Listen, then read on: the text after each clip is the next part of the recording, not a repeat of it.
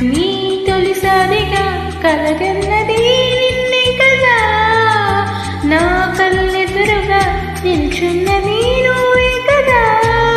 స్వప్నమా నువ్వు సత్యమా తెలిచి చెప్పవే ప్రియతమా.